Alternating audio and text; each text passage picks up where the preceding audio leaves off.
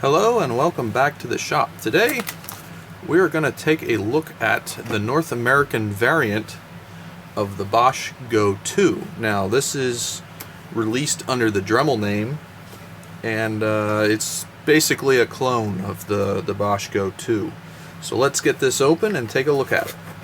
Main thing of note, this is made in China, if you're keeping track. So getting everything open here, it comes with some literature, some bits, a USB cable with micro USB, the tool itself, the standard magnetic bit holder, and a 120 to 5-volt USB adapter. So now that we'll take a look at this thing, let's just have a look at the basic tool. It appears as though there's something stuck to it here. Maybe for shipping? Not sure why that would be there. Okay, we've got that off. So, this tool, forward and reverse, you can see it's got a flashing green light there. I'm assuming that means that the battery needs to be charged. Our charging port is in the back. We can make the tool run with the push of a button here. It is in the upper third of the tool, which I know is something people were complaining about, because unless you're holding it like this isn't the most handy. Like a button here would be better. It does work if you push the tip in. It does not when you don't.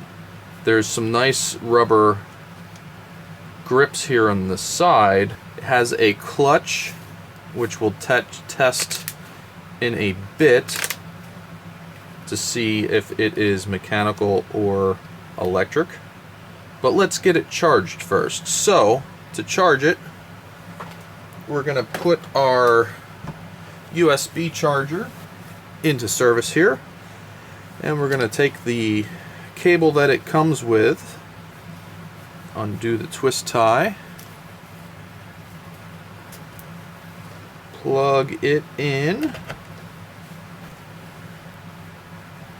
and get it charging. So this is USB micro, which is directional.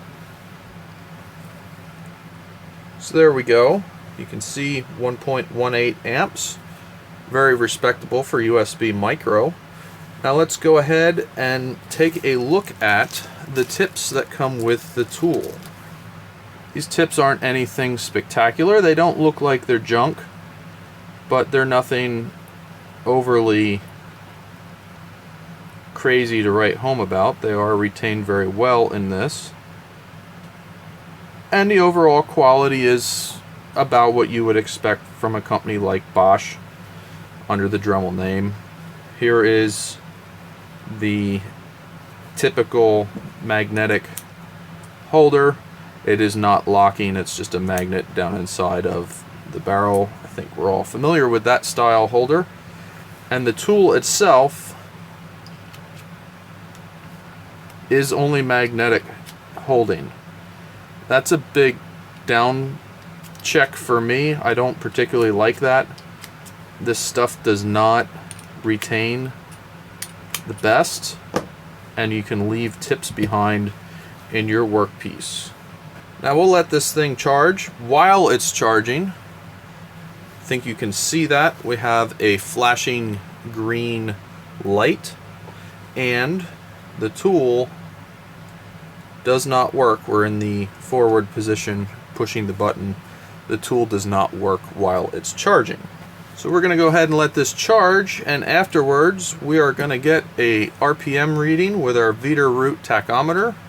We're going to get a current reading with our current reading rig here,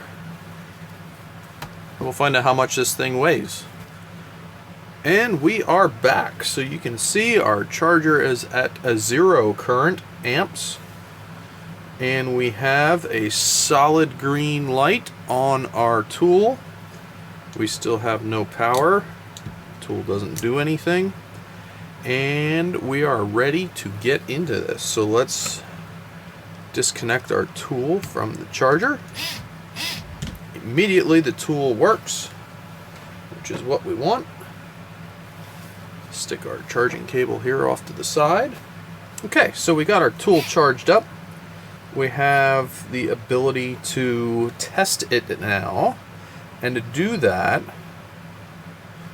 we're going to play around with a few things. I can see that if we push the power button, we get our green light to light up. And if we push in on our tip with it in the neutral position, we get the green light to light up. So there's switches that we can test that way. We have the clutches here that we can test. So let's get into, we'll put our tips here kind of out of the way. Let's get into testing our RPM. And to do that, we're going to use our Veeder root tachometer. And we're going to use our 7/8 socket with the reflective tape on it. And our Titan locking tip. Get that on there. And what we'll do now is forward current. So we'll slide that all the way front. And we will now hit the power button.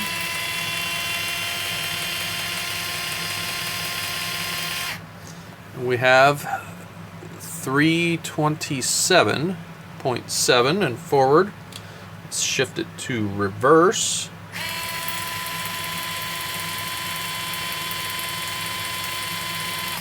We have around 320 in reverse. There you go. So that's pretty consistent, around 320 RPM. Let's test our clutch and see if it's a mechanical clutch or a electric clutch. So that sure sounds like a mechanical clutch, which is kind of understanding. Seeing that's the more effective and cost-effective way of doing things. Let's get things set up here for our torque test. So to do this, we're going to use this inch-pounds torque meter, and we'll just drive the tool starting forward. We'll drive the tool until it stalls, and we should get somewhat consistent torque readings. So let's see what we get. So I think I need to grip that a little bit better. I got 22, which is pretty impressive. We got 20, 18, 17. Let's get it in reverse. Pushing in on it's not a good way to go. All right, here we go. 10, 12, 10, 11. So we're in that range. Let's do forward. 18, 15. So we're kind of on par with where the Denali was. I don't think this quite has the torque that the GO 3 had. The GO 3 has a bit more torque. Let's get the GO 3 hooked up here and we'll take a look at that. Here's the GO 3 and forward. 24. The GO 3 has some more torque to it, and it has the locking head, which is nice. But we can kind of see the evolution here of the tool. They are somewhat similar, but they are different. The Go 3 has a bigger power button, but it is still back here. And they have the direction changing, just like that. Both have the charging on the back side there. You can hang a lanyard from both. And they both have mechanical clutches. So that's kind of interesting. Go 3 is still a little bit nicer though. So let's get into what it weighs. Our Dremel Go 2 variant weighs 302.7 grams, and as a comparison, the Go 3 weighs a little bit more at 321.7 grams. So pretty close, about 20 grams difference or so. Both feel pretty solid, I have to say. The tool itself feels pretty solid. You have the difference of how the grips are. So this one, they've incorporated the grip with the tool. You see they spun it 90 degrees. Here you have the trigger, which actually is a little bit of a hair trigger. There's a little bit less, or I should say a little bit more force required to get this trigger to operate. They've added a light to the tool with the Go 3, which is nice. So I think overall you can see some similarities. The size is very similar. So let's take a look at that. The length overall on both is about 7 inches. You can see they come in the same length. Here's our 6-inch scale. You're about 7 inches. Now the outside diameter of both is indeed different. Let's see, this is about the large spot here. Large spot on the Go 2 is about 1.5 inches, a little bit over. And up back here, about the same. And then the Go 3 is going to be more like 5/8, so it's not significantly, but you can see here at the narrow spot we're about 1 7/16 and 1.5 inches. So the body cont profile, you can see on the Go 2 is more slender than the Go 3, but overall it's a similar weight, a similar footprint. The tool overall is just a little bit more beefy. So there we go. Kind of a quick look at the Bosch GO 2 / Dremel electric screwdriver. It's a little bit of a comparison with the Go 3 that we looked at last week. The Go 3 is a more capable tool. It just seems to be superior in my opinion.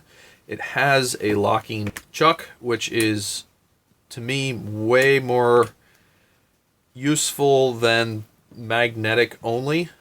The trigger is not as sensitive as the Go 2.